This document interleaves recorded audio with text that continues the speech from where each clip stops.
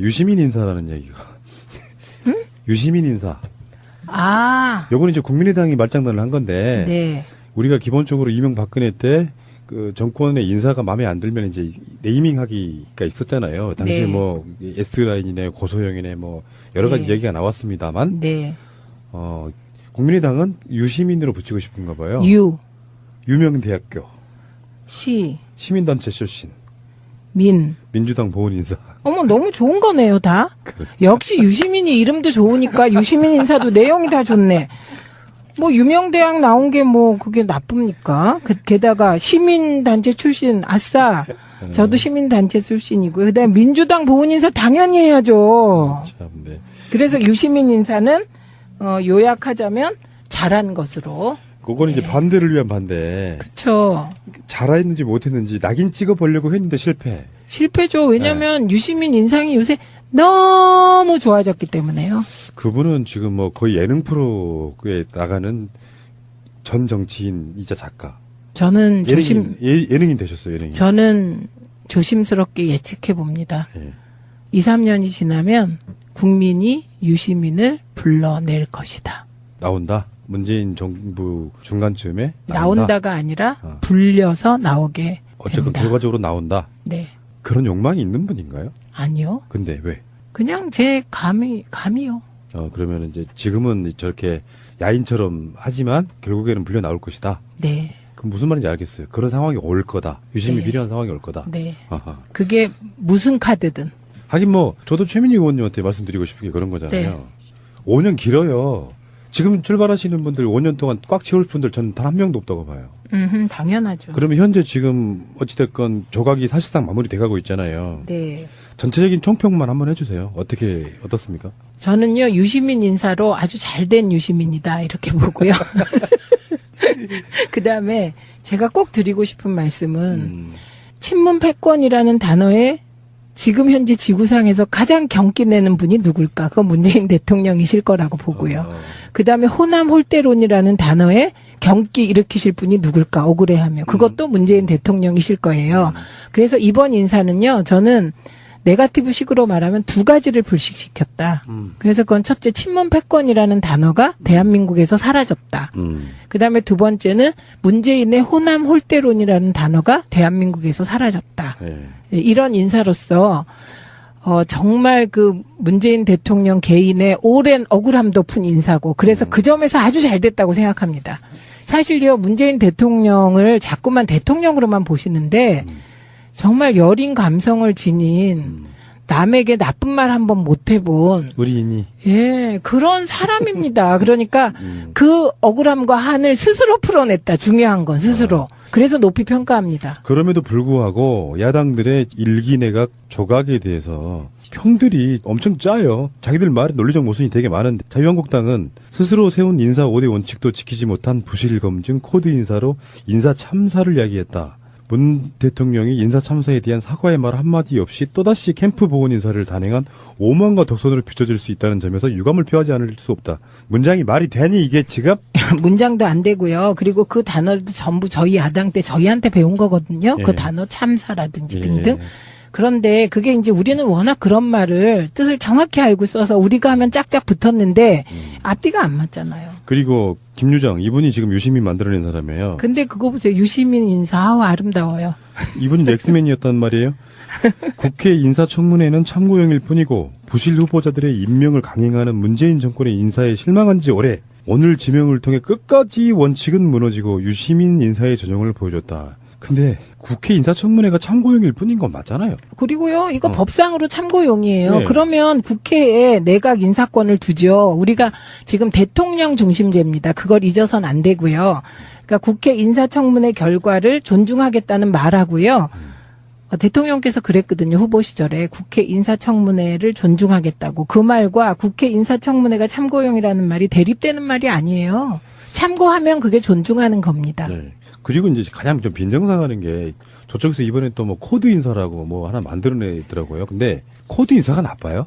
코드 인사하는 거예요. 그리고 여기에 제가 그런 얘기 있어요. 캠프 출신의 사람들, 뭐 보훈 인사, 자기들 같으면은 정권을 잡았는데 자기 정권을 만들려고 캠프에 들어와서 열심히 일하신 분들이 기본적으로 적격한 사람들이었으니까 캠프에 들어서 일을 했을 거 아니에요. 당연하죠. 대통령의 국정 철학을 가장 잘 이해하는 사람이 캠프에 있던 사람들이고요. 선대위에 같이 하신 분들이고요. 그렇기 때문에 캠프와 선대위 중심으로 인사하는 게 당연하고요. 그리고 캠프 선대위의 50%가 민주당으로 채워졌잖아요. 그러니까 민주당 인사하는 게 당연하고요. 그건 보은이 아니라 그냥 순리라고 하는 거예요. 자기들도 나중에 그랬을 거면서 심지어는 임기 끝나는 말에 자기 캠프에 있던 사람들 무슨 공공기관장으로도 엄청 임명해가지고 임기를 문재인 대통령 끝날 때쯤 끝나는 사람들이 얼마나 많습니까? 아니 뿐만 아니라 박근혜 대통령 인수위원장 하던 분을 국무총리로 처음에 지명했잖아요. 그런데 그분이 비리가 너무 많아서 낙마하셨어요. 그렇죠. 네. 결과적으로는 지금 현재는 타겟이 김상곤 후보자가 채택이 됐기 때문에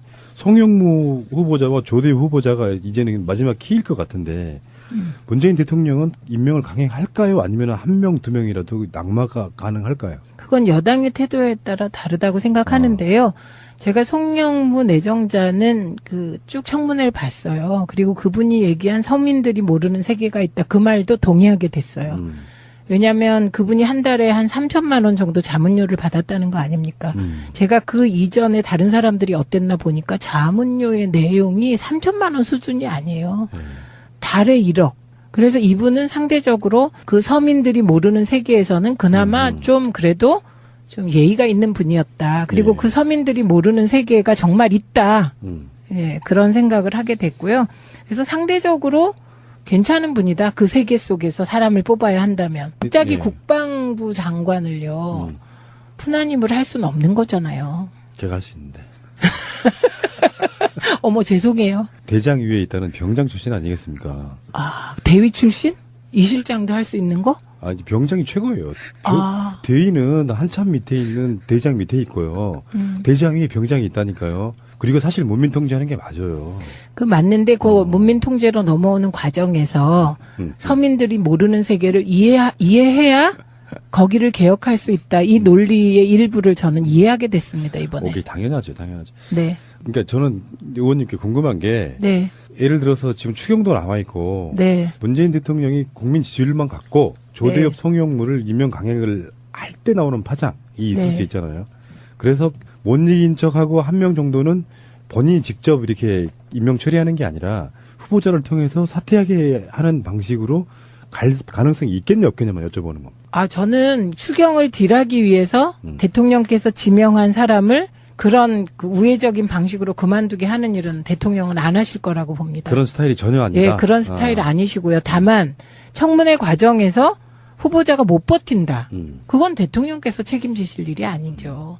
예. 근데 물러나는 것도요, 임명권자에 대한 결례가 될 수 있어서 어떤 시그널이나 사인이 오지 않는 한 쉽게 물러나기는 어려울 것 같은데. 그런데 그 시그널이나 사인이 청문회에서 그 제기된 의혹, 그리고 국민 여론과 동떨어져 있을 수가 없고요. 그 국민 여론을 형성하는 중요한 포인트의 하나가 여당의 태도입니다. 그래서 저는 상식선에서 해결되지 과거의 소위 정치 9단 10단이라고 하는 분들의 딜 방식으로 일을 하시진 않을 거다. 이 부분은 확신합니다, 저는. 오케이, 알겠습니다. 그러면 지금 짧게 하나만 더 언급만 할게요. 국정원에서 지금 만들었다는 적폐청산 TF. 여기서 지금 논두렁 시기의 이야기가 나와요. 네. 우리 같은 활동들을 정말 오래 했던 사람들한테 가장 분노스러운 사건 중에 하나. 네. 그러니까 실제로 그 노무현 대통령 말기 때 지지율이 너무 떨어졌을 때 사실 그 문제 갖고 친구랑 싸운 적도 있고요.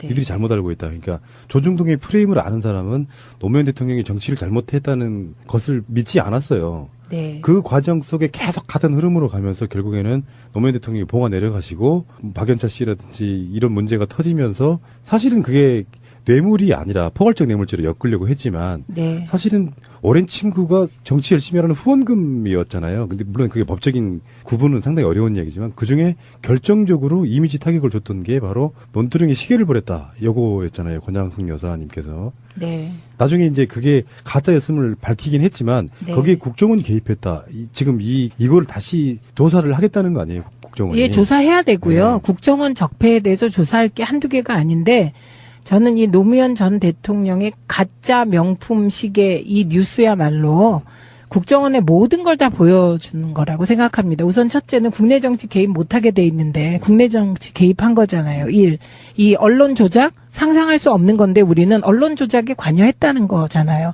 세 번째 그 대상이 누굽니까? 일국의 전직 대통령을 대상으로 가짜 뉴스를 살포한 거잖아요. 그래서 이 부분은 다시 이런 일이 벌어지지 않게 하기 위해서라도 저는 뭐 이거부터 조사하는 거 너무나 타당하다고 생각이 들고요. 그다음에 최동욱 혼외자 조사. 예, 그거 어떻게 그 소스가 밖으로 나왔는지 이것도 조사한다는 거고요. 그다음에 무엇보다 댓글 사건 해야죠. 예, 그래서 저는 국정원 적폐 이번에 다른 곳보다 우선해야 될 게 국정원 적폐하고 검찰 적폐 해소라고 생각을 합니다. 그리고 이것도 뭐 우리 쪽에서 먼저 제기한 게 아니고요. 노무현 전 대통령 수사를 지휘했던 이인규 전 중수부장이 한 얘기잖아요. 네, 맞습니다. 예, 이분이 왜 이 얘기를 했을까요? 지금 생각해 보면 2015년이면 이미 흐름이 바뀔 때예요. 흐름이 바뀌고 이때가 이제 우리 문재인 대통령께서 당대표 하실 때거든요. 예, 그러면서 흐름이 바뀔 때여서 그때는 이미 문재인밖에 없다 이런 얘기가 바닥에 퍼질 때고요. 제가 예전에 한번 팟캐스트 나와서 사실 바닥에 문재인 대세론이 있다. 예, 그 보수적인 분들도 문재인밖에 사람이 없다. 그런데 이게 중앙 언론이나 정치권에서 비토되고 있는 거다. 이런 말씀 드렸는데 이때가 그때거든요. 그러니까 국정원 주도로 논두렁 명품시계 이게 만들어졌다. 언론에 흘렸다. 그래서 때가 되면 밝힐 거다. 그 근거 이인규 중수부장 빨리 밝히시기 바랍니다. 그러니까 검찰이 공식적으로 수사를 하는 것 같았지만 사실은 한 팀처럼 네. 국정원이 그 어두운 곳에서 뭔가 조작해줬다는 그런 여러 가지 정황들이 있어요. 이 사건 네. 말고도. 네. 근데 저는 이 시점에서 지금 이 이야기를 뭐 다뤄서 나중에 구체적인 어떤 조사 결과가 나오겠지만 그런 이야기 하나 드리고 싶은 거예요. 제 입장에서는 대통령을 잃었던 경험들이 있던 사람들이 내가 노무현 대통령한테 너무 미안했구나라고 생각했던 사람들이 또 가벼이 마음을 움직이며 네. 문재인도 어쩔 수 없구나라고 벌써 마음을 돌리는 일부가 있을 수 있다는 생각에 제가 이런 걸 가져와 봤는데 네. 정권이 무슨 일이 벌어져요. 근데 송영무가 엄청 비리가 많대. 조대엽이 엄청 비리가 많대. 문재인도 똑같은 사람이구나. 이런 식으로 움직일 게 아니라 일단 네. 믿고 대응하라는 거예요. 믿고. 네. 최소한 그 사람의 선의, 진실, 진정성 이런 걸 믿고 대응을 하면은 네. 나중에 섣불리 막 말을 뱉었다가 미안해할 일을 하지 말라는 거예요. 네. 네. 지금 노무현이라고 하는 사람을 우리가 믿었다면 어떤 사람들이 논두렁 시기 같은 그런 거를 듣고 노무현도 그런 거 막 뇌물로 받고 그러는구나. 그렇게 믿음이 없는 사람들이 무슨 정치인 나중에 시간이 지났는데 미안해 합니까? 있을 수도 없는 일. 내가 그 사람이랑 결이 같다고 느끼면요. 내가 그 상황이라면 나는 그거 안 했을 것 같아 생각하면 대통령도 안 한 거예요. 네. 저는 그렇게 바라보고 싶다는 거예요. 네. 그리고 그게 사실이죠. 이제 지구상에서 가장 경기 내는 분이 누굴까? 그건 문재인 대통령이실 거라고 보고요. 그다음에 호남 홀대론이라는 단어에 경기 일으키실 분이 누굴까? 억울해하며. 그것도 문재인 대통령이실 거예요. 그래서 이번 인사는요. 저는 네거티브식으로 말하면 두 가지를 불식시켰다. 그래서 그건 첫째 친문 패권이라는 단어가 대한민국에서 사라졌다. 그다음에 두 번째는 문재인의 호남 홀대론이라는 단어가 대한민국에서 사라졌다. 네. 이런 인사로서 정말 그 문재인 대통령 개인의 오랜 억울함도 푼 인사고 그래서 그 점에서 아주 잘 됐다고 생각합니다. 사실요 문재인 대통령을 자꾸만 대통령으로만 보시는데 정말 여린 감성을 지닌 남에게 나쁜 말 한번 못 해본 의리인이 그런 사람입니다. 그러니까 그 억울함과 한을 스스로 풀어냈다. 중요한 건 스스로. 그래서 높이 평가합니다. 그럼에도 불구하고 야당들의 일기내각 조각에 대해서 평들이 엄청 짜요. 자기들 말에 논리적 모순이 되게 많은데 자유한국당은 스스로 세운 인사 5대 원칙도 지키지 못한 부실 검증 코드 인사로 인사 참사를 야기했다. 문 대통령이 인사 참사에 대한 사과의 말 한마디 없이 또다시 캠프 보훈 인사를 단행한 오만과 독선으로 비춰질 수 있다는 점에서 유감을 표하지 않을 수 없다. 문장이 말이 되니 이게 지금? 문장도 안 되고요. 그리고 그 단어도 전부 저희 야당 때 저희한테 배운 거거든요. 예. 그 단어 참사라든지 예. 등등. 그런데 그게 이제 우리는 워낙 그런 말을 뜻을 정확히 알고 써서 우리가 하면 짝짝 붙었는데 앞뒤가 안 맞잖아요. 그리고 김유정 이분이 지금 유시민 만들어낸 사람이에요. 근데 그거 보세요. 유시민 인사 아름다워요. 이분이 넥스맨이었단 말이에요. 국회 인사청문회는 참고용일 뿐이고 부실 후보자들의 임명을 강행하는 문재인 정권의 인사에 실망한 지 오래. 오늘 지명을 통해 끝까지 원칙은 무너지고 유시민 인사의 전형을 보여줬다. 근데 국회 인사청문회가 참고용일 뿐인 건 맞잖아요. 그리고요, 이거 법상으로 참고용이에요. 네. 그러면 국회에 내각 인사권을 두죠. 우리가 지금 대통령 중심제입니다. 그걸 잊어서는 안 되고요. 그러니까 국회 인사청문회 결과를 존중하겠다는 말하고요. 대통령께서 그랬거든요. 유시민 인사라는 얘기가. 유시민 인사. 아, 요거는 이제 국민의당이 말장난을 한 건데 네. 우리가 기본적으로 이명박근혜 때 그 정권의 인사가 마음에 안 들면 이제 네이밍하기가 있었잖아요. 당시에 네. 뭐 S라인이네 고소영이네 뭐 여러 가지 네. 얘기가 나왔습니다만 네. 국민의당은 유시민으로 붙이고 싶은가 봐요. 유명대학교 시, 시민단체 출신 민. 민주당 보훈 인사. 어머, 너무 좋은 거네요, 다. 역시 유시민이 이름도 좋으니까 유시민 인사도 내용이 다 좋네. 뭐 유명대학 나온 게 뭐 그게 나쁩니까? 게다가 시민단체 출신, 아싸. 저도 시민단체 출신이고요. 그다음에 민주당 보훈 인사 당연히 해야죠. 참, 네. 그래서 유시민 인사는 요약하자면 잘한 것으로. 그거는 이제 반대를 위한 반대. 그렇죠. 잘했는지 못했는지 낙인 찍어보려고 했는데 실패. 실패죠. 왜냐하면 유시민 인상이 요새 너무 좋아졌기 때문에요. 그분은 지금 뭐 거의 예능 프로에 나가는 후보 시절에 국회 인사청문회를 존중하겠다고 그 말과 국회 인사청문회가 참고용이라는 말이 대립되는 말이 아니에요. 참고하면 그게 존중하는 겁니다. 네. 그리고 이제 가장 좀 빈정상하는 게 저쪽에서 이번에 또 뭐 코드 인사라고 뭐 하나 만들어내더라고요. 근데 코드 인사가 나빠요? 코드 인사하는 거예요. 그리고 여기에 제가 그런 얘기 있어요. 캠프 출신의 사람들, 뭐, 보훈 인사, 자기들 같으면은 정권을 잡았는데 자기 정권을 만들려고 캠프에 들어와서 열심히 일하신 분들이 기본적으로 적격한 사람들이었으니까 캠프에 들어와서 일을 했을 거 아니에요. 당연하죠. 대통령의 국정 철학을 가장 잘 이해하는 사람이 캠프에 있던 사람들이고요. 선대위에 같이 하신 분들이고요. 그렇기 때문에 캠프와 선대위 중심으로 인사하는 게 당연하고요. 그리고 캠프 선대위의 50%가 민주당으로 채워졌잖아요. 그러니까 민주당 인사하는 게 당연하고요. 그건 보은이 아니라 그냥 순리라고 하는 거예요. 자기들도 나중에 그랬을 거면서 심지어는 임기 끝나는 말에 자기 캠프에 있던 사람들 무슨 공공기관장으로도 엄청 임명해가지고 임기를 문재인 대통령 끝날 때쯤 끝 정치인이자 작가. 저는 예능인 되셨어요. 예능인. 저는 조심스럽게 예측해 봅니다. 예. 2, 3년이 지나면 국민이 유시민을 불러낼 것이다. 나온다. 문재인 정부 중간쯤에 나온다가 아니라 불려서 나오게 어쨌든 된다. 결과적으로 나온다. 네. 그런 욕망이 있는 분인가요? 아니요. 근데 왜? 그냥 제 감이요. 그러면 이제 지금은 저렇게 야인처럼 하지만 결국에는 불려 나올 것이다. 네. 그럼 무슨 말인지 알겠어요. 그런 상황이 올 거다. 유심히 네. 필요한 상황이 올 거다. 네. 아하. 그게 무슨 카드든. 하긴 뭐 저도 최민희 의원님한테 말씀드리고 싶은 게 그런 거잖아요. 네. 5년 길어요. 지금 출발하시는 분들 5년 동안 꽉 채울 분들 저는 단 한 명도 없다고 봐요. 당연하죠. 그러면 현재 지금 어찌됐건 조각이 사실상 마무리돼가고 있잖아요. 네. 전체적인 총평만 한번 해주세요. 어떻습니까? 저는요, 유시민 인사로 아주 잘된 유시민이다, 이렇게 보고요. 그 다음에 제가 꼭 드리고 싶은 말씀은, 친문 패권이라는 단어에 지금 코드 인사가 나빠요?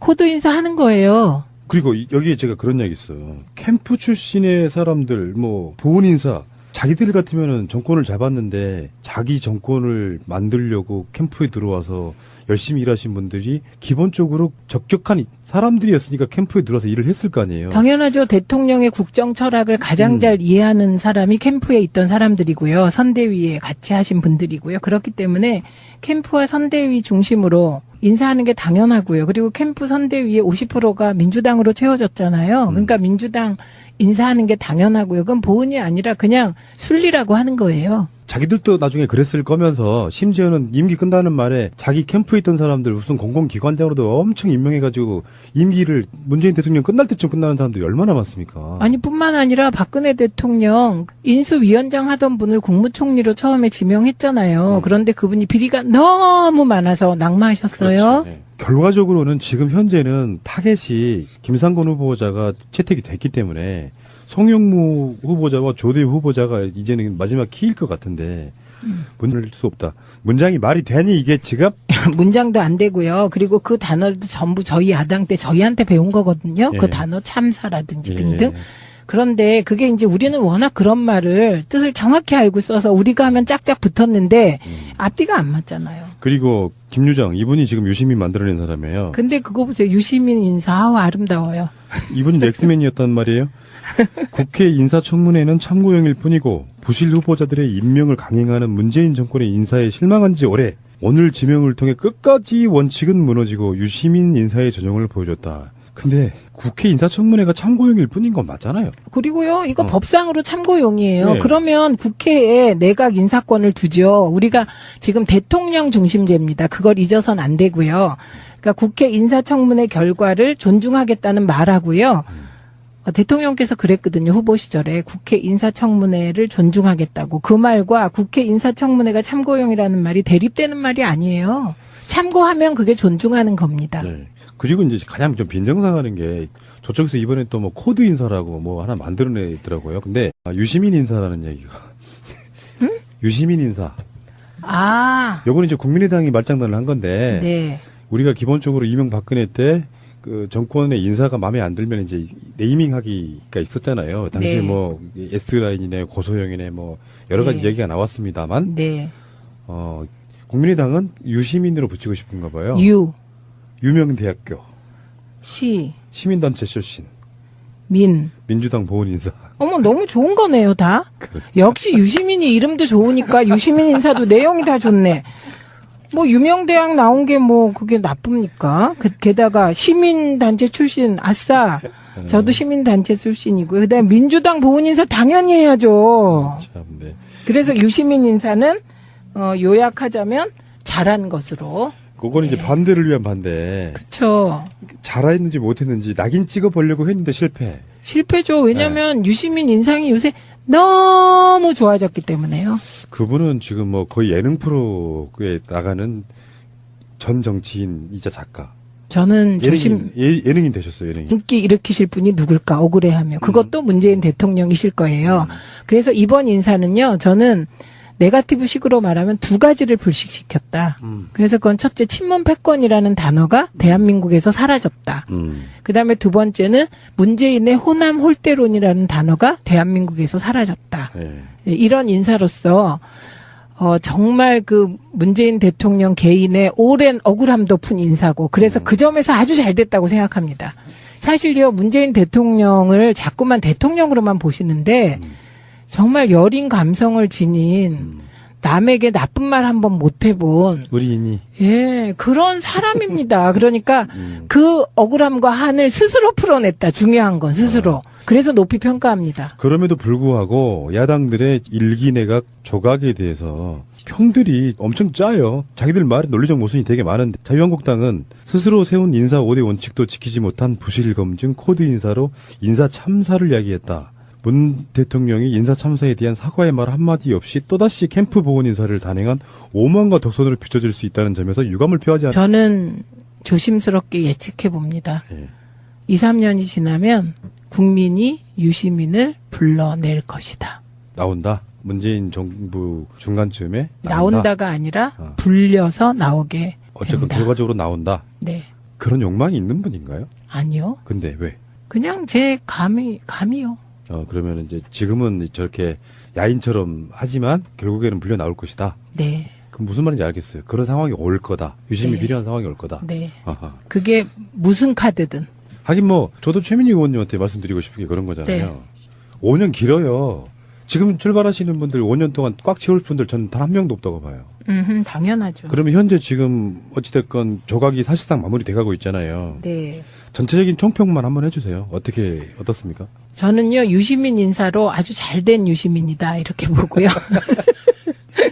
그 다음에 제가 꼭 드리고 싶은 말씀은, 친문 패권이라는 단어에 지금 현재 지구상에서 가장 경기 내는 분이 누굴까? 그건 문재인 대통령이실 거라고 보고요. 그 다음에 호남 홀대론이라는 단어에